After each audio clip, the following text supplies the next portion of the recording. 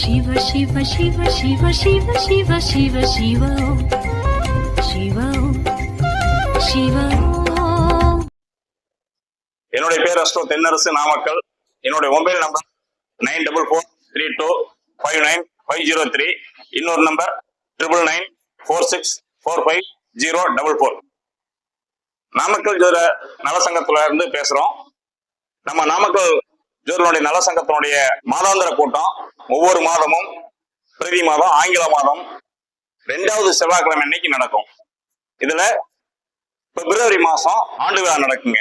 வருடந்தோறும் பிப்ரவரி மாசம் ஆண்டு விழா நடக்கும். அதே 2வது செவ்வாய்க்கிழமை ஆங்கில மாதம் 2வது செவ்வாய்க்கிழமை அன்னைக்கு ஆண்டு விழா நடக்கும்.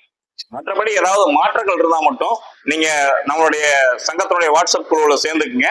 அதுல தகவல் தெரிவிப்போம். மாற்றங்கள் இருந்தா மட்டும். இல்ல அப்படின்னு சொல்லி சொன்னா நீங்க ரொட்டீனா வந்து இங்கிலீஷ் மாசத்துல ஆங்கில மாதத்துல 2வது செவ்வாய்க்கிழமை அன்னைக்கு நீங்க மீட்டிங்கு ரெகுலரா வந்துடலாம். நாமக்கல்ல ஆஞ்சநேயர் கோயிலுக்கும் நரசிம்மர் கோயிலுக்கும் இடையில இருக்கக்கூடிய முல்லை மகால் திருமண மண்டபத்துல நடக்கும் மாதாந்திர கூட்டம். இந்த கூட்டத்துல வராம ஒவ்வொருத்தரும் கலந்துக்குங்க. இந்த நம்மளுடைய சங்கத்துல நிறைய விஷயங்கள் ஒவ்வொருத்தருக்கும் வந்து ஃப்ரீயா கிடைக்கும். அது மட்டும் இல்லாம வரக்கூடிய ஜோதிட ஆசிரியர்கள் வந்து நிறைய விஷயங்களை வந்து கொடுப்பாங்க. ஒவ்வொரு மாதமும் புது விஷயங்கள் உங்களுக்கு கிடைக்கும். அதனால வரக்கூடிய வாய்ப்பு இருக்கக்கூடியவங்க வந்து கலந்து கொண்டு பயன்பெறுமாறு அன்போடு கேட்டுக்கொள்கின்றோம். இன்னைக்கு லூசா இருக்க மாட்டேன். இன்னைக்கு இந்த கேந்திராதிபதிய தோஷத்தை பத்தி நாம பார்க்கலாம். கேந்திராதிபதி தோஷம் அப்படின்னு கூடியது எந்தெந்த கிரகங்களுக்கு ஏற்படுத்தும்?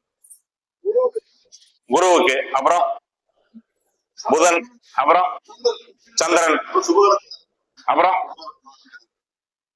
பொதுவா சுபகிரகம்னு சொல்றீங்க. அப்புறம் கிரகம் சொல்லணும்ல.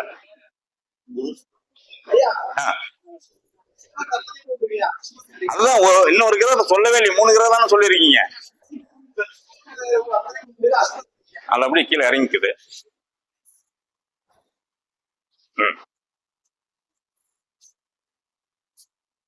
ஓகே, குரு, சுக்கிரன், புதன், சந்திரன் இந்த 4 கிரகத்துக்கும் கேந்திராதிபதிய தோஷம் ஏற்படுத்தும்.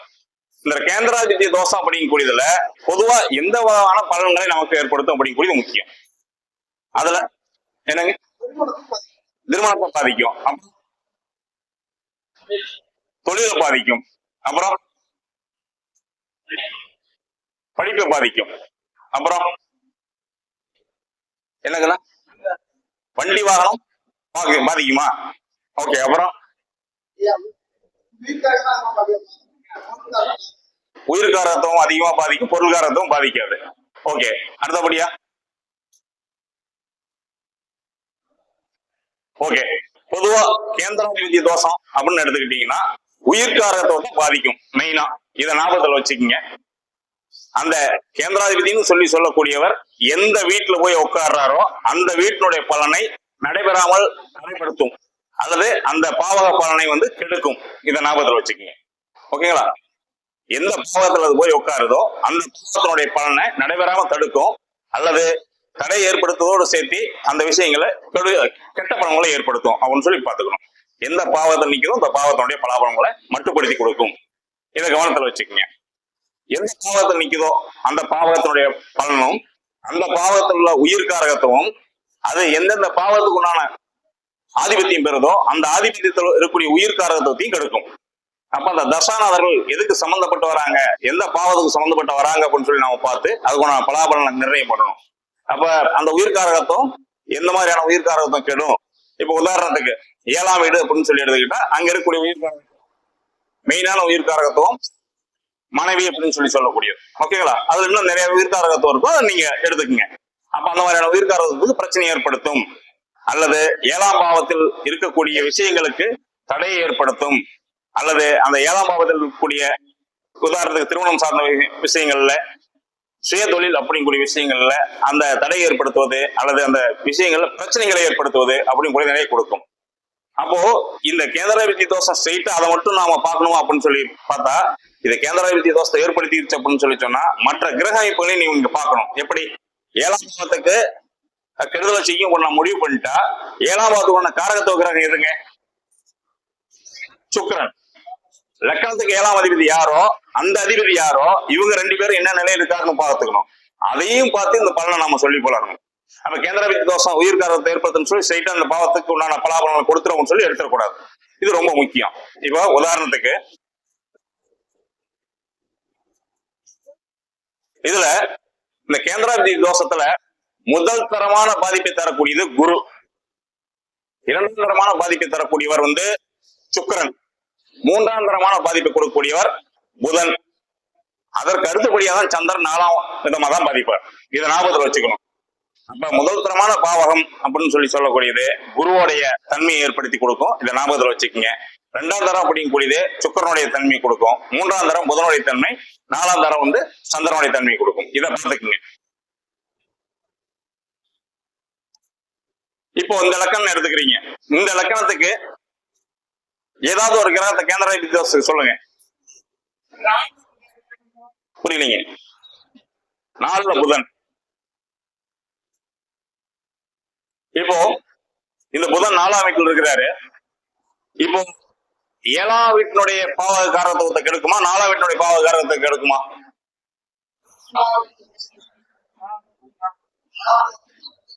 நான் அது எந்த வீட்டுல அமர்ந்திருக்கோ அந்த பாவக காரகத்துவத்தை கெடுக்கும் அப்படிங்கிற மைண்ட்ல நிறுத்திக்கணும். ஓகேங்களா? இது முதல் விதி. இதை தாண்டி அந்த வீடுகளிலேயே அமரும் பொழுது பலன் கொடுக்கக்கூடியது முதல் தரமான பலனா இருக்கும். இந்த கிரகம்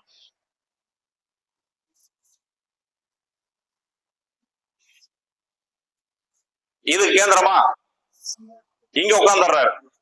ஓகேங்களா? இந்த கேந்திராதிபதி கேந்திர ஸ்தானத்திலேயே உட்காரும் பொழுது ஒரு பலனை கொடுக்கும். ஓகேங்களா?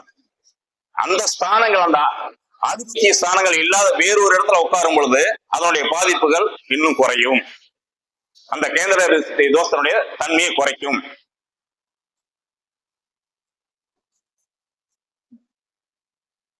இப்போ புதன் எங்க போட்டுக்கிறீங்க? 7ஆம் வீட்டுல புதன் போட்டுக்கிறீங்க. இப்போ எந்த காரகத்துவத்தை பாதிக்கும்? என்னங்க? மனைவி அப்படிங்கக்கூடிய காரகத்துவத்தை பாதிக்கும். ஓகேங்களா? இப்போ இந்த 7ஆம் வீட்டுல இருக்கக்கூடிய புதன் அங்க என்ன நிலையில் இருக்கு அப்படின்னு சொல்லி நாம பாத்துக்கணும். அப்ப அந்த நிலைகளுக்கு தகுந்தாற் போல அதனுடைய பலாபலங்கள் இருக்கும். ஓகே, இந்த புதனோட ஒரு அசுப கிரகங்கள் சூரியன் சேர்ந்ததுன்னு வச்சுக்கோங்க. இப்ப அந்த கேந்திராதிபதி தோஷத்தை எடுக்கக்கூடாது, தொடக்கூடாது. இப்ப 2 கிரகங்கள் இணையும் பொழுது அது வேறு விதமான யோகத்தை செய்யும். இதை ஞாபகத்தில் வச்சுக்கணும். இப்ப கேந்திராதிபதி தோஷத்தை எடுக்கக்கூடாது. கேந்திராதிபதிகள் சுபகிரகங்களான கேந்திராதிபதிகள் கேந்திராதிபதி தோஷத்தை ஏற்படுத்தணும் அப்படின்னு சொல்லி சொன்னா அவர்கள் தனித்து இருக்க வேண்டும். அவர்களோடு வேறு ஒரு கிரகம் சேரும் போது கேந்திராதிபதி தோஷத்தை ஏற்படுத்தாது. அப்ப அந்த கிரக சேர்க்கைக்குண்டான பலாபலங்களை நாம் எடுக்கணும். இப்ப இந்த 7ஆம் வீட்டுல புதன் இருக்கு, கூட சூரியன் இருக்கு, அல்லது வேறு ஒரு அசுப கிரகம் இருக்கு. சூரியன் அல்லாது செவ்வாயோ அல்லது ராகுவோ அல்லது கேதுவோ அல்லது சனியா இருக்கு. அப்ப எப்படி பலன் எடுப்பீங்க? கேந்திராதிபதி தோஷம் வேலை செய்யாது. ஆனா மீன லக்கணத்துக்கு 7ல உட்கார்ந்து இருக்கக்கூடிய கிரகம் 6 கூடையவன் 7ல உட்கார்ந்து 7 கூடையவன் ஆட்சி பெற்றான்னா என்ன பலன்?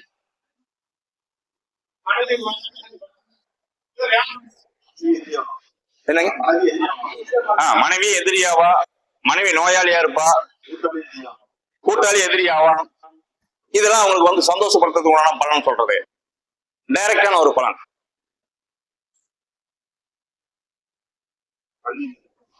திருமணம் சார்ந்த விஷயத்தில் பிரிவினையை ஏற்படுத்தும் அல்லது எப்பொழுதுமே சண்டை சச்சரவு வரக்கூடிய நிலையை ஏற்படுத்தும். கவனமா வச்சுக்கணும். அதாவது 6 கூடை லக்கணத்துக்கு 6 கூடையவனோ அல்லது லக்கணத்துக்கு 8 கூடையவனோ 7ல் நின்று 7 கூடையவன் ஆட்சி பெற்றான்னு சொல்லி சொன்னா ஒரு பிரிவினை ஏற்படுத்துறதோ அல்லது சண்டை சச்சரவு ஏற்படுத்துறதோ அல்லது சில காலம் பிரிஞ்சிருந்து அப்புறம் சேரக்கூடிய நிர்பந்தமோ ஏற்படுத்தும். அதே போல 7 கூடையவன் 6ல நின்று 6ஆம் வீட்டு கூடையவன் ஆட்சி பெற்றிருந்தாலும் அதே நிலைதான். 7 கூடையவன் 8ல நின்று அந்த 8ஆம் வீட்டு கூடையவன் ஆட்சி பெற்றிருந்தாலும் அதே நிலைதான். இதை ஞாபகத்தில் வச்சுக்கணும். இப்போ இந்த புதனுடைய தன்மை ஓகே, இந்த மீன லக்கணத்துக்கு தனுசு லக்கணத்துக்கு நேரடியா கேந்திராதிபதி தோஷத்தை ஏற்படுத்திடும். அடுத்தது இந்த குரு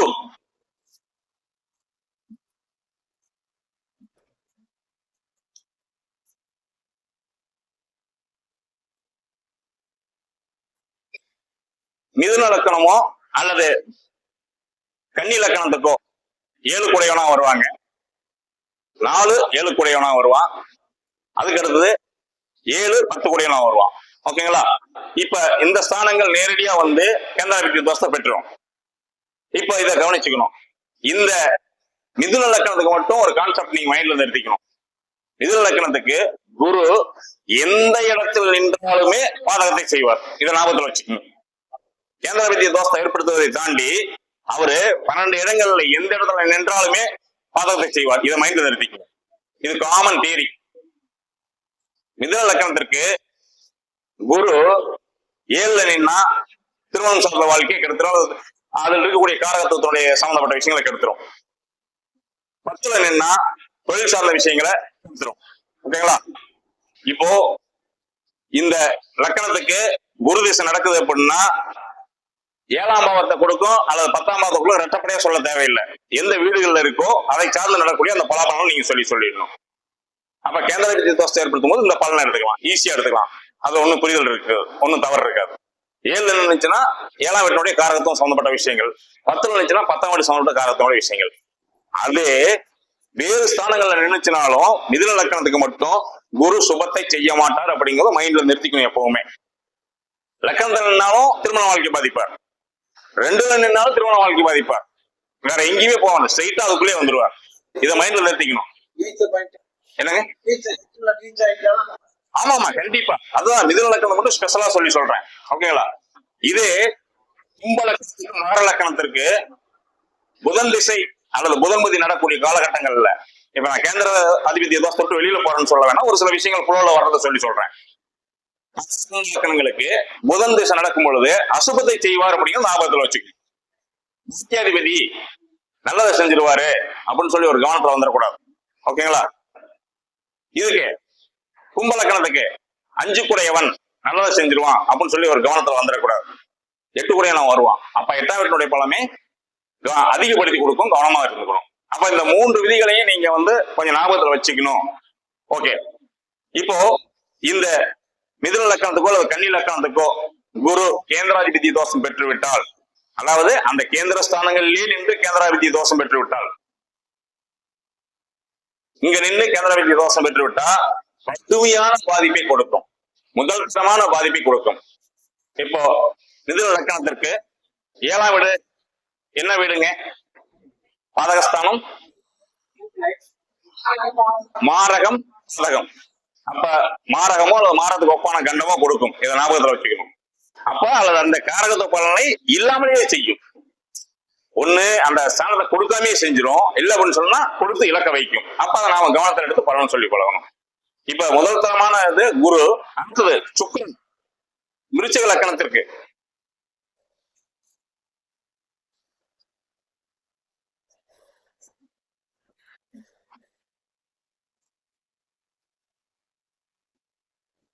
விருச்சிக மேச லக்கணத்துக்கு சுக்கிரன் 7 குடையவரா வருவார். இவங்க நேரடியா 7ஆம் வீட்டினுடைய பலனை எடுத்து விடுவார்கள். அப்போ முன்ன சொன்ன மாதிரியே அந்த 7ஆம் வீட்டுல சுக்கிரன் அமர்ந்து வேறு ஒரு கிரகத்தோடு தொடர்பு பெற்றுருச்சு அப்படின்னு சொல்லி சொன்னா கேந்திராதிபதி தோஷத்தை எடுக்கக்கூடாது. இதை கவனத்தில் கொள்ளணும். இது ரொம்ப ரொம்ப முக்கியமா கவனிச்சுக்கணும். அப்பவும் கேந்திராதிபதி தோஷத்தை சொல்லிட்டு கூடாது. அந்த கிரகத்தோடு சேர்ந்த யோகத்தை சொல்லணும். 2 கிரகங்கள் இணைவு ஏற்பட்டுச்சுன்னா யோகம். அப்ப அதுல எந்த கிரகம் சேருதோ அதுக்குள்ளான யோகங்களை சொல்லணும். இதை ரொம்ப கவனமா பாத்துக்கணும். இப்போ சுபகரங்கள் சேர்ந்தா சுபயோகத்தை கொடுக்கும், அசுபகரங்கள் சேர்ந்தா அசுபயோகத்தை கொடுக்கும். வேறதான் கான்செப்ட். அது வந்து பகைக்குண்டான பலனை வேறு விதமா கொடுக்கும், ஆனா சுபயோகத்தை கொடுக்கும். ஓகேங்களா? இதை ஞாபகத்துல வச்சுக்கணும். இப்போ இந்த லக்கணம் சொல்லும் பொழுது கூடவே இன்னொரு விஷயம் சொல்றேன். இந்த மேச லக்கணத்துக்கோ அல்லது விருச்சிக லக்கணத்துக்கோ சுக்கிரன் 7ல இருந்துட்டா மேக்சிமம் மனைவியை படிக்கக்கூடிய ஸ்தானத்துல பெரிய அளவுல குற்றத்தை ஏற்படுத்தி, ஆட்சி வீடு தானே, சுப கிரகம் தானே அப்படின்னு சொல்லி கணக்கு எடுத்துடக்கூடாது. ரொம்ப ரொம்ப கவனமா பாத்துக்கணும். அதே மாதிரி கூடவே இன்னொரு விஷயத்த சொல்றேன். ரிஷப லக்கணமாகி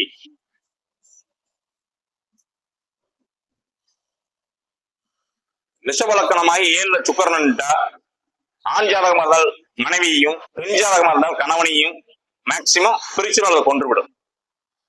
இதை ஞாபகத்தில் வச்சுக்க. சுபகரகம் தானே அப்படின்னு சொல்லி கேர்லெஸ்ஸா விட்டுறக்கூடாது. ஏன்னா சுபகரங்கள் ஒரு ஸ்தானத்தில் இருக்கும்போது சுப பலன்களை கொடுப்பார்கள். இதுல நாம மெயினா எடுக்கக்கூடிய விஷயங்கள் உயிர் சம்பந்தப்பட்ட காரகத்துவங்களும் கவனத்துல கொள்ளணும். மற்ற பொருளாதார காரகத்துவம் வந்து ஒரு இழப்பு ஏற்பட்டுச்சா கூட பெரிய விதத்துல பாதிக்காது.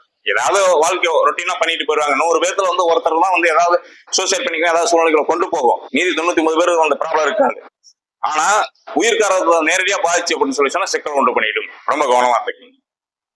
அதுக்கு அடுத்தபடியா மகர லக்கணத்துக்கு மட்டும் நேரடியா சந்திரன் வருவார்.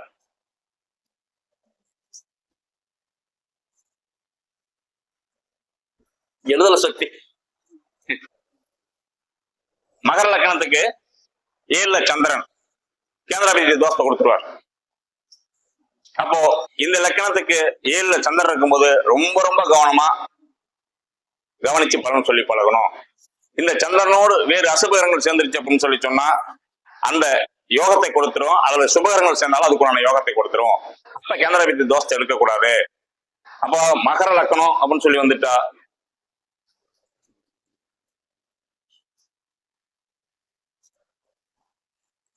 மகர லக்கணம் அப்படின்னு சொல்லி வந்துட்டா கம்பல்சரி சந்திரன் கொடுக்கக்கூடிய பலாபலங்கள் கடுமையானதாக இருக்கும். ஆனா அதே மிதுன கன்னி லக்கணங்களுக்கு குரு கொடுக்கக்கூடிய அளவுக்கு மோசமான பலன்களை கொடுக்க மாட்டார். கேந்திராதிபதிகள்ல முதல் தரம், 2ஆம் தரம், 3ஆம் தரம், 4ஆம் தரமான பலன்களை கொடுக்கக்கூடியவர். இதுல 4ஆம் தரமான பலனா மைனஸ் கொஞ்சம் குறைச்சி கொடுக்கக்கூடியவர் வந்து சந்திரன் தான். இது இப்ப கேந்திராதிபதி தோஷத்தை பத்தி சொல்லி சொன்னேன். இதுல கூடவே ஒரு அஷ்டமாதிபதி தோஷத்தை பத்தி சொல்லி சொல்றேன். இந்த மகர லக்கணத்துக்கும் தனுசு லக்கணத்துக்கும்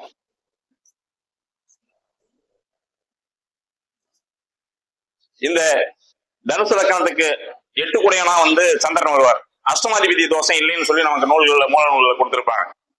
மற்ற இடங்கள்ல இருக்கக்கூடிய அஷ்டமாதிபதியை விட மற்ற இடங்கள் எந்தெந்த லக்கணத்துக்கு வரும்?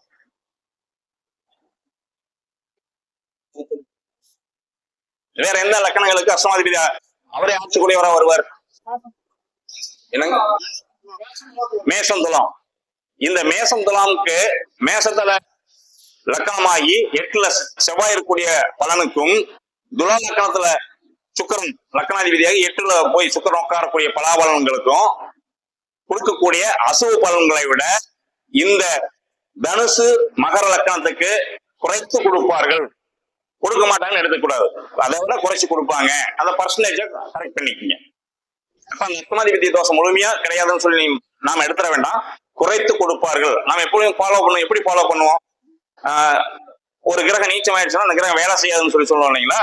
அந்த மாதிரி இந்த பலாபலன்ல இல்லாம போயிடாது, குறைத்து கொடுப்பார்கள் பலன் எடுத்துக்கணும். ஓகே.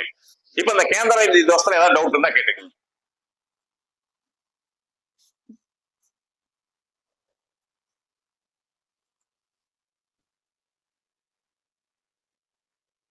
யாருக்குமே டவுட் இல்லை.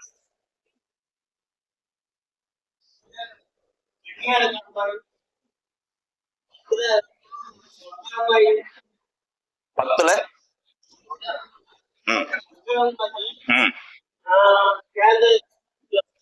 கன்னியா லக்கணத்துக்கு குரு எங்க இருப்பார்? பத்துல எங்க இருப்பார்? மிதுனத்தில் இருப்பார். இப்ப சொல்லி சொன்னது நேரடியா அந்தந்த பிளேஸ்ல இருக்கக்கூடிய குரு பலன் சொல்லி சொன்னேன். வேறு இடங்கள்ல இருக்கும்போது பலன்களை மட்டுப்படுத்தி கொடுப்பார். எப்பவுமே ஒரு கிரகம் வக்ரம் வரும்போது தன்னுடைய பலன்களில் இருந்து மாறுபட்ட தன்மையை கொடுக்கும். ஒரு பலன் வந்து பாசிட்டிவா நீங்க கொடுக்கணும்னு எடுத்தீங்கன்னா அந்த பலன் மைனஸா போகும். மைனஸா கொடுக்கணும்னு எடுத்தீங்கன்னா அந்த பலன் பாசிட்டிவா இருக்கு. இதுதான் வக்ரத்தினுடைய தன்மை. ஓகேங்களா? இதை ஞாபகத்துல வச்சுக்கோங்க. வக்ரம் பெற்ற கிரகத்தினுடைய தன்மை இதுதான். லக்னாதிபதி வக்ரம் பெற்றா இருக்குன்னு சொல்லி சொன்னா அந்த ஜாதகனே இந்த முன்னுக்கு பின் முரணாகன்னு சொல்லி சொல்லுவாங்க இல்லைங்களா? இப்போ ஒரு விஷயத்த சொல்லி சொல்லுவான், நாளைக்கு ஒரு விஷயத்த சொல்லி சொல்லுவான். இந்த விஷயத்த செய்யலாம்னு சொல்லி சொல்லுவான், கொஞ்ச நேரம் வேண்டாம் அப்படின்னு சொல்லி சொல்லுவான். இந்த மாதிரியான எண்ணத்தை கொடுக்கக்கூடியதா இருக்கும் ஒரு ஜாதகனுக்கு. அப்ப லக்னாதிபதி வக்கரமா இருந்தா கொஞ்சம் கவனமா இருக்கணும். அப்ப அந்த வக்கர நிவர்த்திக்கு ஏதாவது பலன்கள் உண்டு அப்படின்னு சொல்லி கேட்டா அதுக்குண்டான பிராயசத்தங்கள் உண்டு. அப்போ கிரகங்கள் வக்கரம் பெற்றுச்சு அப்படின்னு சொல்லி சொன்னா அதுக்குண்டான ஆலயம் வக்ரகாளியம்மன் கோயில்ல போயிட்டு பௌர்ணமி அன்னைக்கு இரவுல 12 மணிக்கு பூஜை நடக்கும். அந்த பூஜையில முறையா கலந்துக்கிட்டு நவகிரகங்களுக்கு அர்ச்சனை ஆதாரங்கள் அன்னைக்கு பண்ண முடிஞ்சா கூட்டம் ஓவரா இருக்கு, பண்ண முடிஞ்சா பண்ணுங்க. இல்ல அப்படின்னு சொல்லி சொன்னா மற்ற நாட்கள்ல போயிட்டு அந்த நவகிரகங்களுக்கு நிவர்த்தி பண்ணிட்டு வாங்க, அந்த பலாபலமும் நிவர்த்தி ஆயிரும், உங்களுக்கு ஒன்றும் பிரச்சனை இருக்காது. இப்ப இந்த கேந்திராதிபதி தோஷத்தை பத்தி சொல்லி சொன்னோம். இந்த கேந்திராதிபதி தோஷம் இருக்கும் பொழுது அது கடுமையான தோஷத்தை நமக்கு கொடுக்கும் அப்படின்னு சொல்லி சொன்னா அதனுடைய பலாபலங்களை வந்து குறைக்கணும். அப்ப எந்த கிரகம் கேந்திராதிபதி தோஷம் பெற்றிருக்கோ அந்த கிரகத்தினுடைய அதிதேவதை வழிபாடுகளை அந்தந்த நாட்களை செய்யணும். ஓகேங்களா, இது முக்கியம். சப்போஸ் இந்த கேந்திராதிபதி இந்த தனுசு லக்னத்துக்கு புதனாகி இந்த புதன் இந்த இடம் வந்து உட்காந்துட்டாருன்னு வச்சுக்கோங்க, இங்க ரேவதியிலே உட்காந்துட்டாருன்னு வச்சுக்கோங்க. இப்போ புதன் ரேவதியில உட்காரப்ப என்ன பலன்னு சொல்லி சொல்லுவீங்க? புதன் ரேவதியில உட்கார்ந்தா என்ன பலன் சொல்லுவீங்க? நீச்சம். ரேவதி அப்படிங்கிறது சுயசாரம் இல்லையா? புதனுடைய சுயசாரம் இல்லையா? அதுக்கு என்ன பலன் எடுப்பீங்க? புரியலைங்க.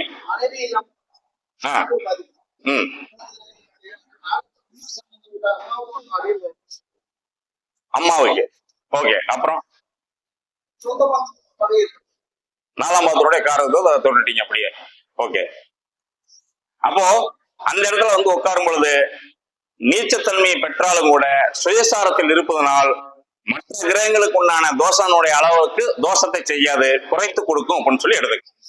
ஓகேங்களா, சுயசாரத்துல வரும் பொழுது அதனுடைய தன்மைகளை குறைத்து கொடுக்கும். வலிமை பெற்றுச்சு அப்படின்னு சொல்லிட்டு மைனஸ்ல பாயிண்ட் எடுத்துடக்கூடாது. ஓகேங்களா, அதை கவனத்தில் கொள்ளணும். அப்போ நம்ம ஒவ்வொரு இடத்துலயும் அதனுடைய தன்மைகள் எப்படி இருக்கு அப்படிங்கிறத பார்த்துதான் பலனை சொல்லி சொல்லணும். இப்ப இந்த இடத்துல வந்துருச்சு, இந்த புதனுக்கு வந்து கேந்திராதிபதி 7 குடையவன் 10 குடையவனாகி உட்கார்ந்துருக்க 4ஆம் வீட்டுல வந்து உட்காந்துருக்காரு. எந்த கிரகமும் கூட இல்லை, அதுவும் கேந்திராதிபதி தோஷம் ஒரு விதத்துல. இப்போ இது வந்து உங்களுக்கு ஒரு டவுட் வரலாம், எப்படி ஏன் கேந்திர ஸ்தானத்துல நின்று அதே ஸ்தானத்துல இருந்து, அதாவது 7 குடையவன் 4 குடையவன் அப்படின்னு குடையவன் கேந்திராதிபதிகளாக வந்து அந்த 7லயோ 4லயோ தான் கேந்திராதிபதி தோஷம் அப்படின்னு சொல்லி படிச்சிருப்பீங்க இல்லையா? இப்ப தர்மாதிபதி யோகம், கர்மாதிபதி யோகம்னு சொல்லி சொல்றோம். 9 10 குடையவர்கள் எந்த இடத்துல சேர்ந்தாலும் அல்லது 9 10 பரிவர்த்தனை பெற்றாலும் அல்லது அந்த கிரகங்களுடைய சாரங்களை பெற்றிருந்தாலும் பரிவர்த்தனை யோகமாகும். சரி, தர்மகர்மாதிபதி யோகம். அந்த மாதிரி இந்த கேந்திரஸ்தானத்துல மற்ற கிரகங்களோடு சேராம நிற்கும் போதும் அந்த கேந்திராதிபதி தோஷத்தை கொடுக்கும்.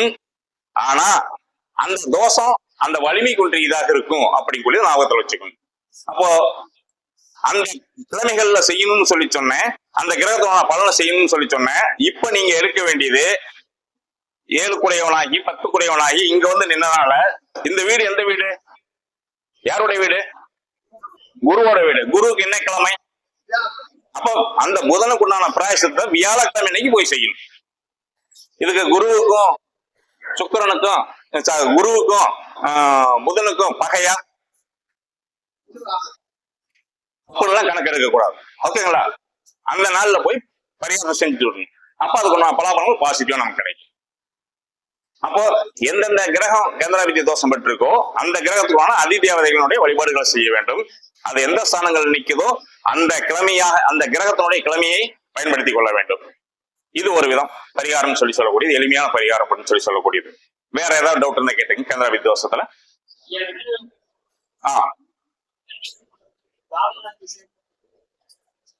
கண்டிப்பா இல்ல. எந்த கிரகங்கள் கூட சேர்ந்தாலும் அது யோகமாக மாறும். புரியுதுங்களா? ஒரு கிரகத்தோடு இன்னொரு கிரகம் சேரும் பொழுது அது யோகமாக ஆகாரும். அதனால வந்து கேந்திராதிபதி தோஷம் எடுக்க தேவையில்லை.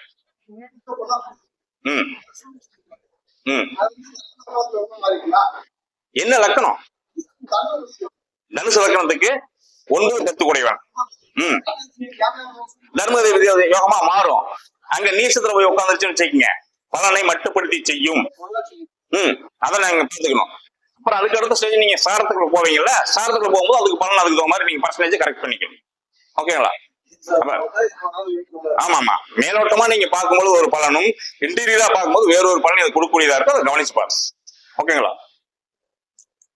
வேற ஏதாவது டவுட்? வேற கேந்திராதிபதி வேற யாருக்கா டவுட் இருக்கா?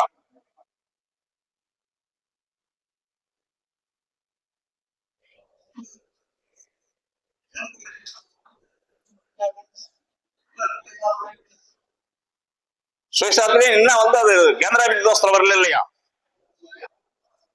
அது வராதே. அது கேந்திராதிபதியாகி வேறொரு கேந்திர ஸ்தானத்தில் நின்றுச்சுன்னா கேந்திராதிபதி தோஷத்தை பெறும். 8ல வந்தாலும் அது கேந்திராதிபதி ஆகாத கேந்திர ஸ்தானத்துல அமரணும். இப்ப 7 குடையவன் ஓகே, அவர் வந்து 4லயோ 10லயோ அல்லது லக்கணத்திலயோ இருந்தாலும் கேந்திராதிபதி தோஷத்தை பெறும். ஓகேங்களா? வேற ஸ்தானங்கள் நிக்கிறப்ப கேந்திராதிபதி தோஷத்தை பெறாது. வேற என்ன?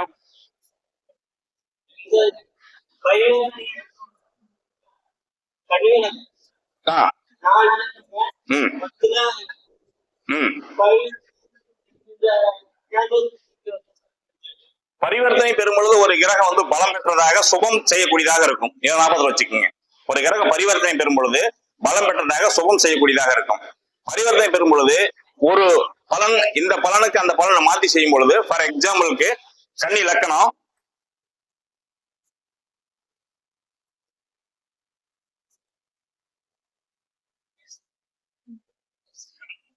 இப்போ புதன் குரு, ஓகேங்களா? இப்போ இந்த 1-4 கூடிய பலன், 1-10 பலன் வந்து 4ஆம் வீட்டிலிருந்து கொடுப்பார். ஓகேங்களா?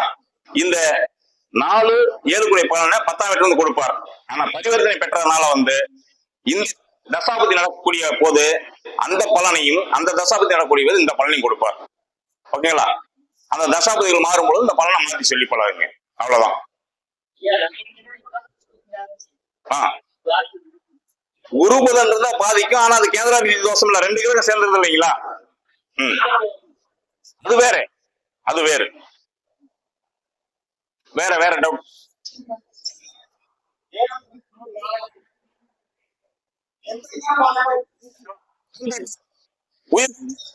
உயிர்காரர்கள் பாதகத்தை செய்தே தீர்வார்.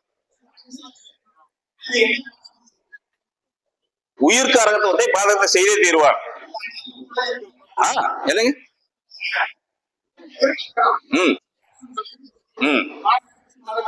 ஓகே.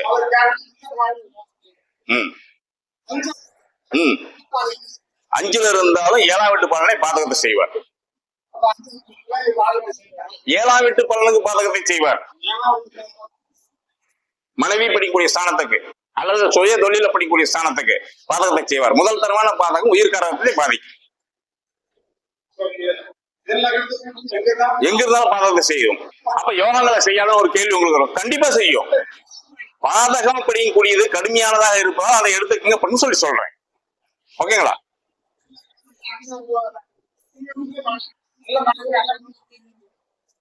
இல்ல, 7 குடையவன் வந்து மிதுன லக்னத்துக்கு 7 குடையவனாக நல்ல மனைவி கணவன்லாம் அமையறதுலாம் ஒரு பக்கம் இருக்கட்டும். அதனால ஏற்படக்கூடிய விளைவுகள் என்ன அப்படிங்கிறது நமக்கு மேட்டர். விளைவுகள் வந்து கெட்ட விளைவுகளாக இருக்கும். ஓகேங்களா? அது முக்கியம். இப்ப லக்கணத்துக்கு 7லயே வந்து ஒரு குரு அமைஞ்சிருச்சு அல்லது சந்திரன் அமைஞ்சிருச்சு அல்லது சுக்கரன் அமைஞ்சிருச்சு அப்படின்னு சொல்லி சொன்னா, இது தேய்பிரை சந்திரனாக வளர்பிறை சந்திரனாக இருந்தால் நல்ல அழகான மனைவி, நல்ல கவர்ச்சியான மனைவி. இதுல வந்து அழகு படிக்கக்கூடியதாக சிகப்பாதான் இருக்கணுங்கிறது இல்ல, கவர்ச்சிகரமான ஒரு அட்ராக்ஷன் பண்ணக்கூடிய ஒரு மனைவியாக அல்லது அட்ராக்ஷன் பண்ணக்கூடிய கணவனாக வருவாங்க. இது கான்செப்ட். 7ல சூரியன் இருந்துருச்சு அப்படின்னு சொல்லி சொன்னா அவங்க வந்து ஒரு ஆளுமை திறன் மிக்க ஒரு கணவனாகவோ அல்லது மனைவியாக வருவாங்க. அப்ப இந்த இதெல்லாம் இருக்கும். ஆனா அதனுடைய பலாபலங்கள் என்ன அப்படின்னு சொல்லி சொன்னா, 7ல சூரியன் நின்றுச்சு அப்படின்னு சொல்லி சொன்னா அந்த கணவனோ அல்லது மனைவி ஆளுமை திறன் மிக்கவராக இருந்தாலும் கூட கணவனுடைய சண்டை சச்சரவுகளும் பிரச்சனைகளையும் அந்த திருமணம் சார்ந்த வாழ்க்கையில இல்லற வாழ்க்கையில பிரச்சனைகளை ஏற்படுத்தும். அதை நம்ம கவனத்துல வச்சுக்கணும். இப்ப சுபகரங்கள் அப்படிங்கிறப்ப வந்து 7ஆம் வீட்டுல உட்கார்றப்போ அந்த வரக்கூடிய கணவனோ அல்லது மனைவியோ படிக்கக்கூடிய சுப தன்மை கொடுத்தாலும் கூட, அவங்களால வரக்கூடிய வளர்ச்சிகள் படிக்கக்கூடிய இருந்தாலும் கூட, சுக்கரன் உட்கார்ந்துருச்சு அப்படின்னு சொல்லி சொன்னா ஆன்லைன்ல வேற போயிட்டு இருக்கு. சுக்கரன் உட்கார்ந்துருச்சு அப்படின்னு சொல்லி சொன்னா இல்லற சுகத்தில் வேறு விதமான தன்மையை கொடுக்கும். இந்த வேறு விதமான தன்மைனா மாற்றுத்தன்மையை கொடுக்கும். மற்றொரு ஆடவனோட அல்லது பெண்ணோடைய ஒரு சில பிரச்சனைகளை ஏற்படுத்தும் அப்படின்னு சொல்லி இதை வச்சுக்கணும். சந்திரன் இருந்துச்சு அப்படின்னு சொல்லி சொன்னா இளமையிலேயே அவங்களுக்கு வந்து ஆசா பாசங்களை கொடுத்து விருப்பத்தின் பேரில் திருமணத்தை கொடுக்கக்கூடிய நிலைக்குள் தள்ளப்படுவார்கள். இப்ப சந்திரன் 7ல இருக்குது, ஓகே, ஒன்னும் பிரச்சனை இல்லை. இளம் வயதிலேயே திருமணம், அந்த வீட்டை 7ஆம் வீட்டை சுபகிரகம் ஒரு கிரகம் பார்த்துருது. அப்ப கண்டிப்பா வந்து திருமணம் இளமையிலேயே நடக்கும். அப்படி இருந்தும் கூட அந்த 7 குடையன் வாங்கிய சாரநாதன் 6, 8, 12ல மறைஞ்சிட்டானா அல்லது அந்த கிரகம் நீச்சம் பெற்றுச்சு அப்படின்னு சொல்லி சொன்னா அந்த திருமணத்துல பிரச்சனை ஏற்படுத்திடும். 7ல அந்த கிரகம் நின்றுச்சு, சீக்கிரமா கல்யாணம் நடக்கணும் அப்படின்னு சொல்லி சொன்னா நடக்காது, அங்க தாமதத்தை கொடுத்துரும். அப்ப அந்த சாரநாதன் படிக்கூடிய முக்கியம். இது ரொம்ப ரொம்ப கவனமா பாத்துக்கணும். அப்போ அந்த சந்திரன் என்ன தன்மையை கொடுக்கும்? அந்த சந்திரன் ஒரு நீச்சத்தன்மையை கொடுக்கக்கூடியதாக இருக்கும் 7ஆம் வீட்டுல இருக்கிறப்ப. அப்ப அந்த சந்திரனுக்கு உண்டான பிராயசித்தத்தை தேட வேண்டும். ஓகே, சுக்கிரன் இருக்கு, சுக்கிரன் முன்ன சொல்லியாச்சு. அடுத்து குரு இருக்குது. அந்த குரு இருந்துச்சு அப்படின்னு சொல்லி சொன்னா அழகான ஒரு உத்தமமான அழகான கணவன் வருவார் அல்லது மனைவி வருவார்.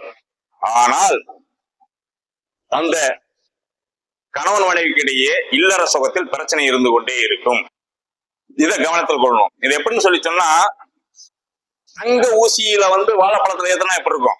சாதாரண ஊசியில ஏத்துற தங்க ஊசியிலே வாழைப்பழத்துல ஏத்துற மாதிரி அந்த கணவனோ அல்லது மனைவியா அப்படி நோண்டுவாங்களாமா. புருஷனையோ அல்லது பொண்டாட்டியா தங்க ஊசியில குத்தனா கூட வலிக்காதான்? வலிக்குதானே செய்யும். அப்படி சண்டை சச்சரவுகள் ஏற்படும் சொல்லி சொல்றான் நமக்கு நூல்ல. அப்போ அவ்வளவு கொடுமையான விஷயங்களை செய்யக்கூடியதா இருக்கும். அந்த குருக்கு சாதாரண விஷயங்கள் கிடையாது, ரொம்ப கவனமா பார்த்து கையாளணும்.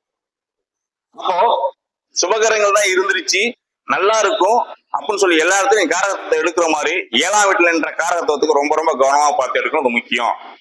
ஓகே, பெண்களுக்கு பாக்கியாதிபதினு சொல்லக்கூடிய இடம் 9ஆம் இடம். இந்த ஆண் பெண்களுக்கும் 9ஆம் இடம் பாக்கியஸ்தானம். அந்த பெண்களுக்கு பாகிஸ்தானாதிபதி அப்படின்னு சொல்லக்கூடியவர் சுபகிரகமாகி அவர் ஆட்சி பெற்றாருன்னு வச்சுக்கோங்க. இப்ப உதாரணத்துக்கு கடகத்துக்கு 9 குடையன் குரு அவர் ஆட்சி பெற்றார் அப்படின்னு சொல்லி சொன்னா, கண்டிப்பாக அந்த பெண்ணானவள் நடுத்தர வயதில் ஒரு 30 வயதுக்கு மேல 32 வயசுக்கு மேல, நடுத்தர வயது அப்படிங்கிறது எப்படி கணக்கு போட்டுக்கிறீங்கன்னா அவங்களுடைய ஆயுள்ல கணக்கு போட்டுக்குங்க. ஒரு 80 வயசு வரைக்கும் இருக்காங்கன்னா ஒரு 35 வயசுக்கு மேல அப்படின்னு கணக்கு போட்டுங்க. ஒரு 50 வயசு வரைக்கும் தான் இருப்பாங்க அப்படின்னு சொல்லி சொன்னா ஒரு 20-25 வயசுக்குள்ளே கணக்கு போட்டுங்க. அந்த காலகட்டங்கள்லயே அந்த பெண்ணானவள் விதவையாவாள்னு சொல்லி சொல்லுது. 9 குடையவன் சுபகிரகமாகி ஆட்சி பெற்றக்கூடாது. இதை ஞாபகத்துல வச்சுக்கணும். எக்காரணம் கொண்டும் பாக்கியாதிபதி அழகா ஆட்சி பெற்றாரு, சூப்பரா இருப்பாங்க அப்படி இப்படிலாம் சொல்லிடக்கூடாது. ரொம்ப ரொம்ப கவனமா இருக்கணும். Okay, thank you.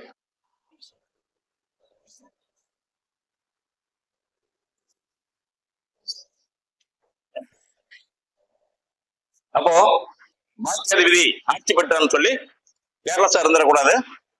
அப்ப அதுக்கு என்ன பிராயசத்தம் தேடணும்னு சொல்லி தேடிக்கணும். 99% கேர்லெஸ்ஸா விட்டுருவாங்க. ஏன்னா பாக்கியாதிபதி சூப்பரா இருக்காரு அப்படின்னு சொல்லி கேர்லெஸ்ஸா விட்டுறாங்க. அதனால 99% பாதிக்கப்படுறாங்க. இதை கவனத்தில் கொள்ளுங்க. ஒரு கால் அப்படி பாக்கியாதிபதி ஆட்சி பெற்று உட்கார்ந்துட்டாரு அல்லது உச்சம் பெற்று உட்கார்ந்துட்டாரு. இந்த பாக்கியாதிபதி ஆட்சி பெறதை விட உச்சம் பெற்றா எப்படி பலனை தரும்? இன்னும் மேலோங்கி பலனை தரும். ஆனா ஆட்சி பெறது தன்னுடைய சொந்த வீட்டுல ஆட்சி பெறக்கூடியது. தன்னுடைய சொந்த வீட்டுல உச்சம் பெறக்கூடிய ஒரே ஒரு கிரகம் எந்த கிரகம்? புதன். அந்த கிரகத்தை தவிர மீதி கிரகமாக இருந்தால் நான் சொல்லக்கூடிய அளவுக்கு பாதிப்பை தராம அந்த பெண்ணை பாதுகாக்க முடியும். ஆனா ஆட்சி உச்சம் மூலத்திரிகோணம் பெறக்கூடிய அந்த மகரமாக இருந்துச்சு அப்படின்னு சொல்லி சொன்னா ரொம்ப ரொம்ப ரொம்ப கவனமா இருக்கணும். அந்த பெண்ணுடைய வாழ்க்கை கடுமையாக பாதிக்கப்பட்டுரும். இந்த இடத்துல மட்டும் கவனிச்சு பார்த்துக்கணும். அப்போ அந்த பெண்ணுக்கு உண்டான பிராயசித்தம் என்ன அப்படின்னு சொல்லி சொன்னா, இளம் வயதிலேயே பிரச்சனை வர்றதுக்கு முன்னாடி இத அறிஞ்சுக்கிட்டீங்க அப்படின்னு சொல்லி சொன்னா, கல்யாணம் ஆன ஒரு குறிப்பிட்ட காலகட்டங்களுக்குள்ளேயே உச்சபட்சமா அந்த தசாபதி 2ஆகறதுக்குள்ள, தசையோ அல்லது புத்தியோ 2ஆகறதுக்குள்ள நீங்க அந்த சம்பந்தப்பட்ட கணவன் மனைவிக்கு மறுமாங்கல்யம் செய்ய சொல்லிட வேண்டும். மறுமாங்கல்யம் இதை செஞ்சுட்டீங்க அப்படின்னு சொல்லி சொன்னா அந்த பிரச்சனை தப்பிக்கலாம். இதையே இப்ப கூடவே சொல்ல அப்படின்னா, நாளைக்கு 10 ஜாதகத்தை தூக்கிட்டு வருவீங்க. 9 ஆட்சி பெற்றிருக்கேன், அந்த பொண்ணு நல்லா இருக்கு, இந்த பொண்ணுக்கு 55 வயசாகுதுன்னு சொல்லி தூக்கிட்டு வந்துடக்கூடாது. அதுக்கு இந்த பிராயசித்தத்தை தேடிட்டா அந்த பிரச்சனை வராது. இதை லாபத்துல வச்சுக்கணும். ஓகேங்களா? இல்ல நான் சொல்லும் பொழுது, யோகத்தை சொல்லும் பொழுதுதான் இன்னொரு கிரகத்தோட கனெக்ஷன் வரும். யோகத்தை சொல்லாம ஒரு கிரகம் சொல்லும் போது அந்த கிரகத்துக்கு தனி பவர். அந்த கிரகம் தனித்திருந்தால்தான் மற்றொரு கிரகம் சேரும்போது அந்த பலனை செய்யாது. அதுல வேற ஒரு பாவத்தை பண்ணி விடும், அந்த முழுமையான பலனை செய்ய முடியாம போகும். அது அந்த கிரகம் அந்த யோகத்தையோ அல்லது பாவத்தையோ அதாவது கெடுத்துரும், அது கொடுத்துரும். ஓகேங்களா? அதை நீங்க கவனத்துல கொள்ளணும். ஆமாங்க, ஆமா ஆமா ஆமா, அது சுகமான நாளா இருக்கணும். அது முக்கியம். இப்போ ஒரு ஜாதகத்துக்கு நீங்க இது மட்டும் நம்ம கல்யாணம் பண்ணக்கூடிய முகூர்த்தம் இது பண்றீங்க இல்லைங்களா, இந்த முகூர்த்த நாள் அப்படிங்கிறது முக்கியமானது. இதுல கூட ஒரு விஷயத்த சொல்லி சொல்றேன். முகூர்த்தம் சார்ந்த விஷயத்துல வரக்கூடியது. புனர்பூசம் பூச நட்சத்திரத்துல இருக்கக்கூடிய அந்த பெண்கள் பொதுவா அது விதவா நட்சத்திரம்னு சொல்லி சொல்லுவோம். அந்த குடும்பத்தில் உள்ளவர்கள் அந்த தோஷத்துக்கு ஆட்பட்டு இருப்பார்கள். ஒரு புனர்பூசம் அல்லது பூச நட்சத்திரத்தில் ஜனனம் எடுத்த குடும்பத்தில் உள்ள மக்கள் விதவா தோஷத்துக்கு ஆட்பட்டு இருப்பார்கள். இது புரியுதா புரியலையா நான் சொன்னது? புரியுது இல்லைங்களா? அப்போ அந்த குடும்பத்துல விதவா தோஷத்துக்கு ஆட்பட்டு நேரடி விதவையா ஆகவில்லை என்றாலும் கூட அந்த கணவன் பயன்படாம இருப்பான். அந்த கணவனால அந்த குடும்பத்துக்கு எந்த யூஸ்ஃபுல்லும் இல்லாம இருக்கும் அப்படிங்கிறத கவனத்தில் கொள்ளணும். ஓகே, ஒரு திருமணம் பண்ணிடுறீங்க, பூசணத்திலேயோ அல்லது புனர்பூசணத்திலேயோ பண்ணா விதவா தோஷம் அப்படின்னு சொல்லி நமக்கு நூல்களை கொடுத்திருப்பாங்க. இதுக்கு எக்ஸப்ஷன் ரூல்ஸ் கொடுத்திருக்கான். என்னன்னா, புனர்பூசம் முடிஞ்சு பூசம் நீங்க திருமணம் பண்ணக்கூடிய நாள், ஒரு ஏதாவது ஒரு ஜாதகத்துக்கு நீங்க ஒரு திருமணம் பண்றீங்க, இந்த திருமணம் பண்ணக்கூடிய நாள்ல வந்து புனர்பூச நட்சத்திரம் பூச நட்சத்திரம் ஒரே நாள்ல சேர்ந்து வருது. இந்த புனர்பூச நட்சத்திரம் முடிந்து பூச நட்சத்திரம் ஆரம்பிக்கக்கூடிய அந்த நேரம் வந்து மதியம் 12 மணிக்குள்ள இருந்தால் மட்டுமே அந்த தோஷத்தை செய்யும். அப்படி புனர்பூசம் முடிந்து பூசம் ஆரம்பிக்கக்கூடிய நேரம் மதியம் 12 மணிக்குள்ள இருந்துருச்சு அப்படின்னு சொல்லி சொன்னா அந்த கணவன் மனைவிடைய பிரச்சனை ஏற்படுத்தும், கணவன் மனைவிடைய பிரிவினை ஏற்படுத்தும், கணவன் மனைவிக்கிடையே நீண்ட நாள் பிரிவினை ஏற்படுத்தி ஒண்ணு சேரக்கூடிய நிலைக்குள் தள்ளப்படுவார்கள். இதை கவனத்தில் கொள்ளணும். குறைந்தபட்சம் ஒரு 12 வருஷம் டு 14 வருஷம் பிரிஞ்சிருந்து மறுபடியும் சேரக்கூடிய வாய்ப்பு கிடைக்கும். இதை கவனத்தில் கொள்ளுங்க. சேராம இருக்கிறவங்களும் இருப்பாங்க. நம்ம புனர்பூசம் பூசத்துல திருமணம் பண்ணும் பொழுது 12 மணிக்குள்ள எங்கேயாவது நீங்க கனெக்ஷன் ஆகுதா, பூசம் புனர்பூசம் முடிஞ்சு பூசம் ஆரம்பித்தாங்க பாத்துக்குங்க. ஒரு முறைக்கு 100 முறை செக் பண்ணிக்கிட்டு நேரம் குறிச்சு கொடுங்க. அப்போ 12 மணிக்கு மேல வந்துச்சுன்னா பிரச்சனை இல்லை, கவனிச்சுக்குங்க. அதே மாதிரி சாந்தி முகூர்த்தத்துக்கு நேரம் குறிச்சு கொடுக்குறப்போ முடிந்தவரை மக்கள் சொல்லக்கூடிய நாம கேட்கக்கூடிய கட்டாயத்துக்குள்ள தள்ளப்பட்டோம் என்கொடி எண்ணெயும் சேர்த்தா எல்லாத்தையும் சேர்த்துதான் தள்ளப்பட்டுட்டோம். அதனால இப்ப ஒரு நாளுடைய ஒரு முகூர்த்தம் மாசத்தினுடைய கடைசி நாள்ல வைக்கக்கூடாதுன்னு சொல்லி நமக்கு சாஸ்திரம் சொல்லி இருக்குது. மாசத்தினுடைய கடைசி நாள் கடைசி முகூர்த்தம் சொல்லி நிறைய கல்யாணம் நடக்கிறத பார்த்திருப்பீங்க. அப்ப வேற வழி இல்லாம இந்த நட்சத்திரத்தினுடைய இரவு நாள் என்ன நட்சத்திரமாக இருந்தாலும் அல்லது என்ன யோகமாக இருந்தாலும், நான் சொல்றது அமிர்தாதி யோகத்துல என்ன யோகமாக இருந்தாலும் அன்னைக்கு ஃபர்ஸ்ட் நைட் வைக்கக்கூடிய கட்டாயத்துக்குள் தள்ளப்படுகிறோம். இதை கொஞ்சம் கவனமா பாத்துக்குங்க. அதுல வரக்கூடிய விளைவுகள் அந்த குடும்பத்துக்கு பின்னாளில் வரக்கூடியதாக இருக்கும். அப்ப கரிநாள் இருக்கக்கூடாது, தனி நாள் இருக்கக்கூடாது, அமிர்தாதி யோகத்துல பிரபலேஷ் யோகம் இருக்கக்கூடாது. ரொம்ப கேர்ஃபுல்லா பாத்துக்கணும். இதை பார்த்து அதுக்கு தகுந்த மாதிரி முகூர்த்தத்தை குறிச்சு கொடுங்க. அப்பதான் வந்து அவங்களுடைய வாழ்க்கையில வந்து இல்லற வாழ்க்கை ஒரு அதிகபட்ச நாட்கள் சேர்ந்து வாழக்கூடிய ஒரு அமைப்பை கொடுக்கும். இல்லைன்னா சண்டை சச்சரவு ஏற்படுத்தக்கூடியதா இருக்கும். மரண யோகம்னு சொல்லி நட்சத்திரங்கள் மாறி மரண யோகத்தை கொடுத்துருச்சு அப்படின்னு சொல்லி சொன்னா அந்த மரண யோகத்துல செய்யப்பட்ட திருமணமோ அல்லது அந்த நேரத்தில் நான் இதோட சேர்த்து இன்னொரு விஷயம் சொல்ல மறந்துட்டேன். இந்த நேரத்தில் பெண்ணானவள் அந்த கணவனுடைய வீட்டுக்குள்ள, கணவன் எந்த வீட்டுல வசிக்கிறோம் அந்த வீட்டுக்குள்ள வந்து அடியெடுத்து வைக்கிறான்னு சொல்லி சொன்னா அந்த பிரச்சனையை ஏற்படுத்திடும். கவனமா பாத்துக்கணும். இப்போ புனர்பூசம் பிளஸ் பூசத்துக்கு ஒரு எக்ஸப்ஷன் ரூல் சொன்னா இல்லைங்களா, சாஸ்திரத்துல பொதுவா நமக்கு சொல்லப்பட்டிருக்கிறது என்னன்னா, இன்னைக்கு ஒவ்வொரு மதத்துக்காரங்களும் ஒவ்வொரு ஜாதிக்காரன், இந்து மதத்துல இருக்கக்கூடிய ஜாதிக்காரங்களே பல பிரிவுகள்ல எங்க ஜாதியில் இப்படி, எங்க கலாச்சாரம் இப்படிதான் அப்படின்லாம் சொல்லுவாங்க. அதெல்லாம் பண்ணல, எல்லாத்துக்கும் ஒரே இதான் நமக்கு ரூல்ஸ் அண்ட் ரெகுலேஷன்ஸ் கொடுத்துருக்காங்க மூலத்துல.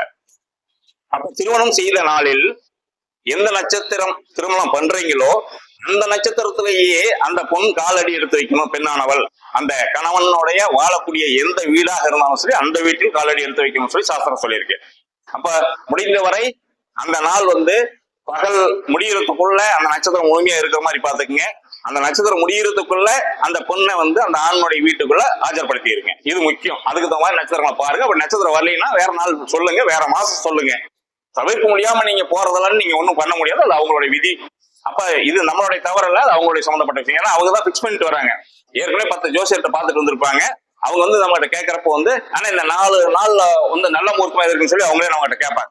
அவங்களே கேட்கறாங்க. அப்ப என்ன பண்றோம், அந்த 4 நாள்ல பெஸ்ட் எது அப்படின்னு சொல்லி சூஸ் பண்ணி கொடுக்க வேண்டிய நிலைகளை தள்ளப்படுறோம். அதுல அந்த நேரத்துல அவங்க சொல்லி கேட்கும்போது நாம என்ன பண்றோம், மற்றதெல்லாம் கவனக்குறைவா விட்டுட்டு கவனிக்கிறது இல்லை. ஏன்னா ஒவ்வொரு மனிதரும் சராசரி மனிதனா இருக்கும். ஒவ்வொருத்தருக்கும் மனசாட்சின்னு ஒண்ணு இருக்கு இல்லையா. நான் ஜோசியரா, நீ ஜோசியரா, நீ வந்து இந்த 4 நாள்ல வந்து இந்த 4 முகூர்த்தத்துல நல்ல முகூர்த்தம் நீயே 4 நாள்ல வந்து கேட்கும் பொழுது நமக்கு என்ன போதும் யோசிப்பாங்களா ஜோதிடர், அதை குறிச்சு கொடுக்குறாங்க, அதை அனுபவிக்க வேண்டியது ஆயிடுது. இதுதான் அதுல இருக்கக்கூடிய ப்ராப்ளங்கள். அதனால ஜோதிடம் அப்படின்னு சொல்லி பார்க்கும்போது ஜோதிடர் நீங்க வரும்பொழுது வாடிக்கையாளர் வரீங்க அப்படின்னு சொல்லி சொன்னா என்னுடைய பொண்ணுக்கோ அல்லது பையனுக்கோ கல்யாணம் வைக்கலான்னு இருக்கேன், எந்த காலகட்டம் செய்யலாம் அப்படின்னு சொல்லி கேட்டீங்கன்னா அப்ப இந்த மாசம் ஆகாது, இந்த மாசம் வச்சுக்கணும்னு சொல்லி சொல்லுவாங்க. உதாரணத்துக்கு இதோட சேர்த்து இன்னொரு விஷயம், யார் ஜனனம் எடுத்த ஒரு மாதம் இருக்கு இல்லைங்களா, அந்த மாதத்தில் அது சூன்ய மாதம்னு பேரு. ஒருத்தர் ஜனனம் எடுத்த மாதம், பிறந்த மாதம் சூன்ய மாதம்னு பேரு. அந்த மாதத்தில் சுபகாரியங்களே செய்யக்கூடாது, அது திருமணம் கண்டிப்பாக செய்யக்கூடாது. அப்ப அதை கவனமா பாத்துக்கணும். எல்லாம் கடைசி நேரத்துல அவங்க சொல்லிட்டு 4 முகூர்த்தம் தான் இருக்குங்க, அல்ல 3 முகூர்த்தம் தான் இருக்கு, 2 முகூர்த்தம் தான் இருக்குதுங்க, பையன் வந்து வெளிநாடு போறான், அல்லது வந்து இந்த மாதிரியான சூழ்நிலை ஏற்பட்டுருச்சு, அதனால பண்ணி அவங்க கட்டாயத்துக்குள்ள தள்ளப்பட்டுருச்சு, எப்படியாவது நீங்க ஒரு அட்ஜஸ்ட் பண்ணுங்க, ஏதாவது பரிகாரம் தான் சொல்லுங்க அப்படின்னு சொல்லிட்டு வந்து கேட்பாங்க. ஓகேங்களா? அப்ப அந்த மாதிரி ரிஸ்க்ல மாட்டக்கூடியவங்கள நீங்க வாட்ச் பண்ணிக்கணும். ஜாதகத்துல நோட் பண்ணி வச்சுக்கிட்டு எந்த காலகட்டத்தில் என்ன நடக்குது இன்சிடென்ட், அந்த இன்சிடென்ட் என்ன அப்படிங்கிறது நீங்க நோட் பண்ணிருந்தீங்கன்னா நீங்க தெரிஞ்சுக்கலாம். இந்த காலகட்டத்தில் இது நடந்துச்சு அப்படின்னு சொல்லி சொன்னா அதுக்குனால இதுதான் நடக்கும் பலாபலன்கள் அப்படின்னு சொல்லி அழகா தெரிஞ்சுக்கலாம். செய்யக்கூடாதுங்க. புரியலைங்க.